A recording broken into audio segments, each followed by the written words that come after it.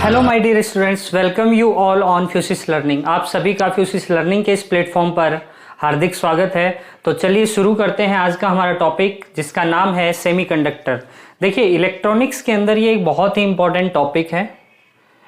Electronics के अंदर एक तो हम पढ़ते हैं सेमीकंडक्टर इलेक्ट्रॉनिक्स और एक पढ़ते हैं हम डिजिटल इलेक्ट्रॉनिक्स। तो ये दोनों ही बहुत इंपॉर्टेंट है, लेकिन आज हम जो बात करने जा रहे हैं वो बात कर रहे हैं हम सेमीकंडक्टर के बारे में। तो क्या होता है सेमीकंडक्टर? देखिए, जैसा कि नाम से ही इसके पता चल रहा है, सेमीकंडक्टर यानी कि वो सब्सटेंस या वो मटेरियल जो कि पूरी तरह से कंडक्टर नहीं है, मतलब सेमीकंडक्टर है। यानी कि इनका जो बिहेवियर है या इनकी जो कंडक्टिविटी है वो एग्जिस्ट करती है कंडक्टर और इंसुलेटर के बीच में कहीं ना कहीं। ठीक है, उसको अपन क्या बोलेंगे यहां पे? सेमीकंडक्टर। तो इसकी डेफिनेशन तो आप लिख लोगे, conductivity between conductor and insulators. तो जैसा कि हम जानते हैं कि इंसुलेटर जो है, इसके लिए कंडक्टिविटी, इसको सिग्मा से रिप्रेजेंट किया जाता है। सिग्मा की वैल्यू बहुत हाई होती है, सिग्मा बहुत ज्यादा होता है। लाइक कॉपर हो गया आपका, आयरन हो गया या सिल्वर, ये सब अच्छे कंडक्टर्स की कैटेगरी में आते हैं। जितने भी मेटल्स हैं वो सारे के सारे कंडक्टिंग बिहेवियर को शो करते हैं। तो जो कंडक्टर है उसके लिए सिग्मा की वैल्यू बहुत ज्यादा होती है, और इंसुलेटर में ये चीज उल्टा होती है। मतलब यहां पे जो सिग्मा है ये बहुत कम होता है, तभी तो ये नॉन कंडक्टिंग मटेरियल की कैटेगरी में आते हैं। इंसुलेटर्स को आप नॉन कंडक्टिंग मटेरियल भी कह सकते हो। ठीक है, तो ये तो हुई बात द टर्म कंडक्टिविटी। देखिए, एक टर्म और आती है जिसको बोलते हैं हम रेसिस्टिविटी।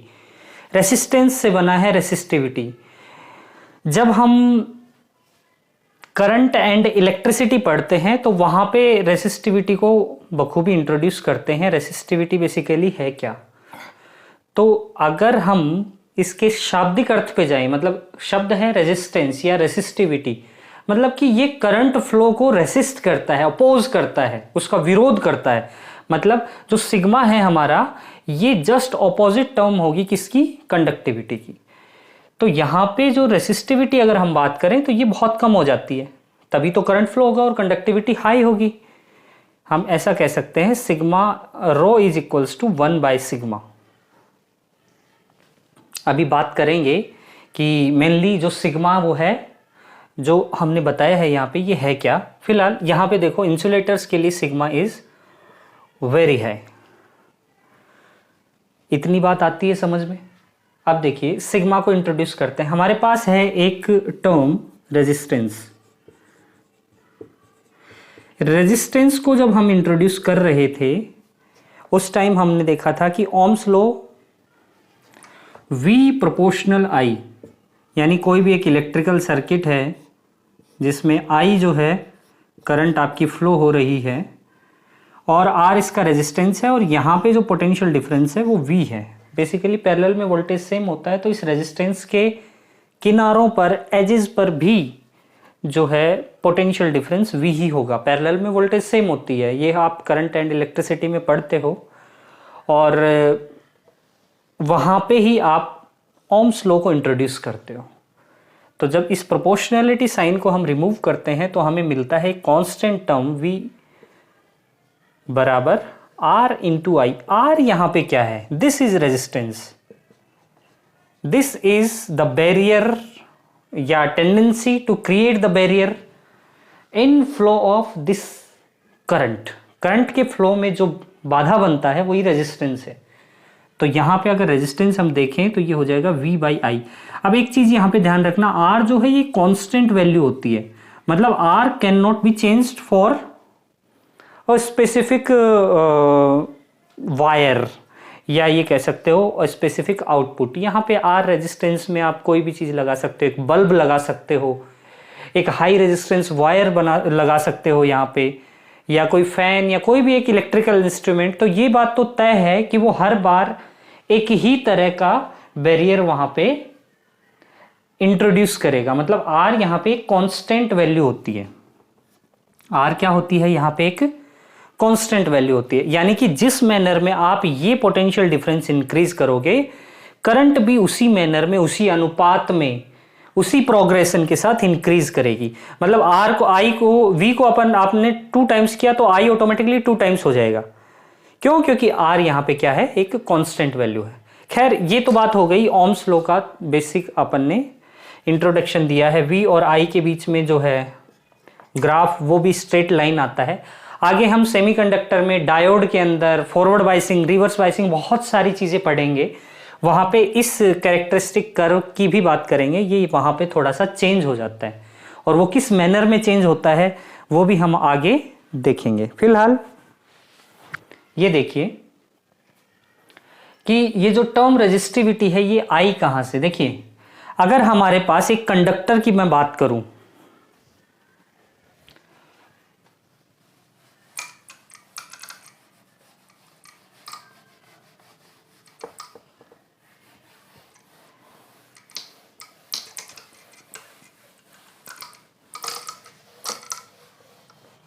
अगर मैं एक कंडक्टर की बात करता हूं, अगर मैं यहां पे एक कंडक्टर की बात करता हूं, तो कंडक्टिंग वायर कुछ इस तरह की शेप का होता है, जिसमें L उसकी लेंथ है, R उसकी रेडियस होती है, और this is the cross section area.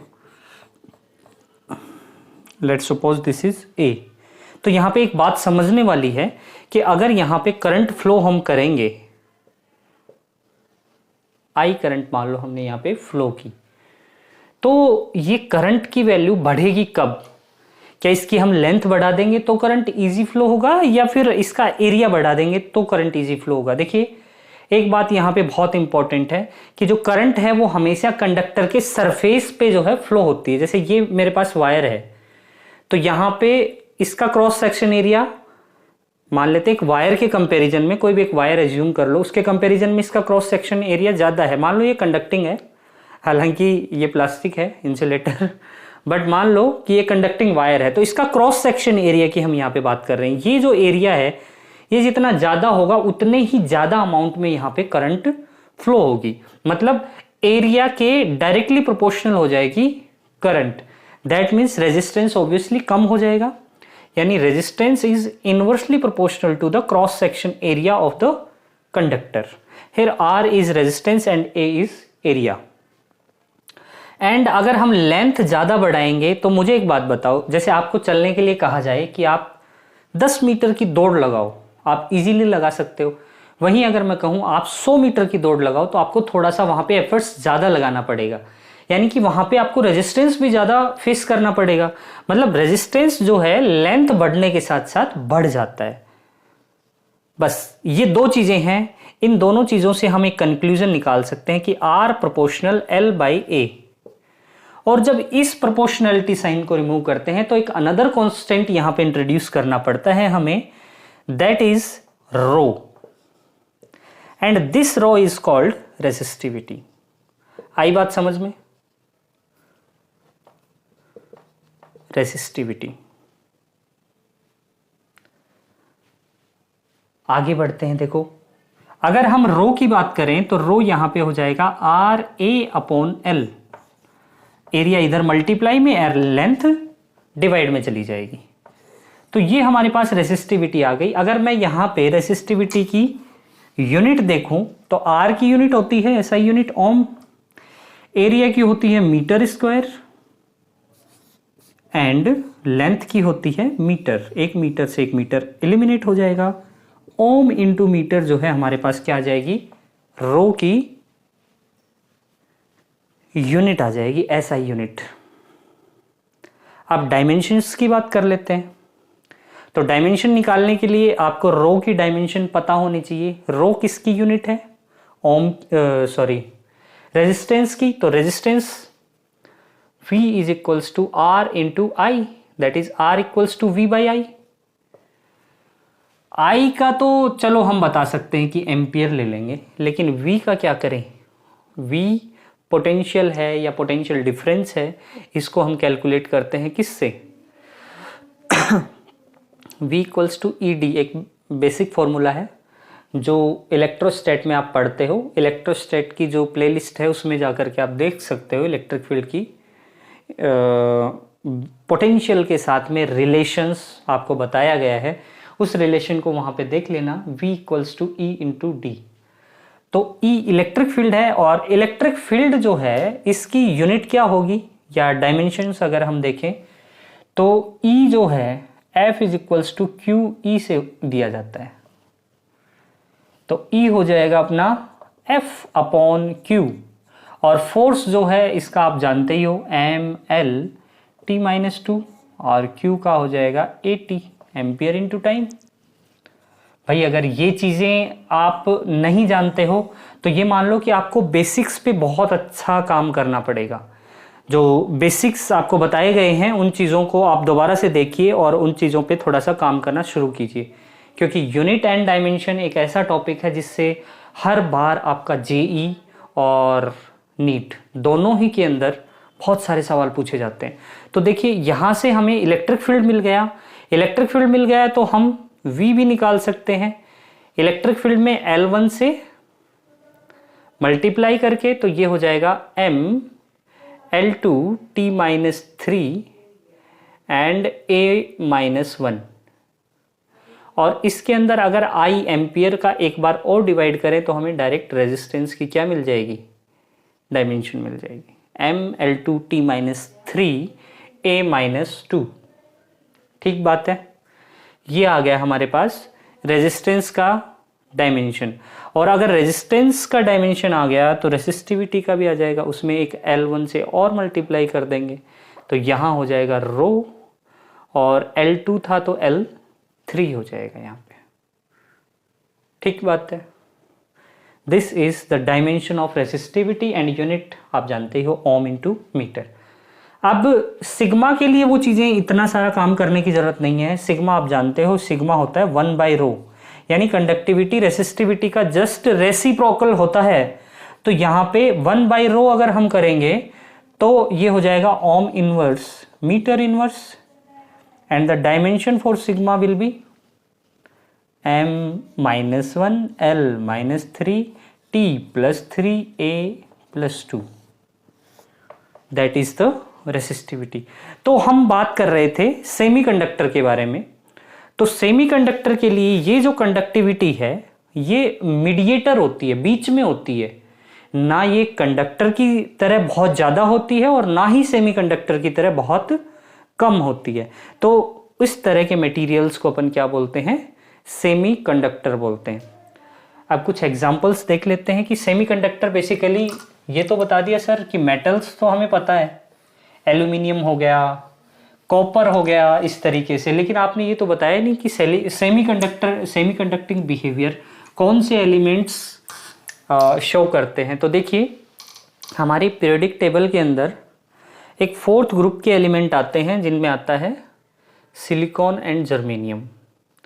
These are the materials which represents the behavior as semiconductor। हालांकि इनमें कुछ impurities भी बाद में हम ऐड करेंगे और इनकी कंडक्टिविटी को इंक्रीज करेंगे, अपने हिसाब से कंडक्टिविटी को फिक्स करेंगे, तो वो चीज़ें हम बाद में करेंगे। फिलहाल के लिए जान लो कि सेमीकंडक्टर के मेन एग्जाम्पल सिलिकॉन और जर्मेनियम है। एक गैलियम आर्सेनाइड भी होता है, ये कॉम्बिनेशन से बनता है इस तरह से, इसी तरीके से और भी कुछ कार्बन के एलिमेंट होते हैं, तो वो भी सेमीकंडक्टर की तरह यूज़ किए जाते हैं।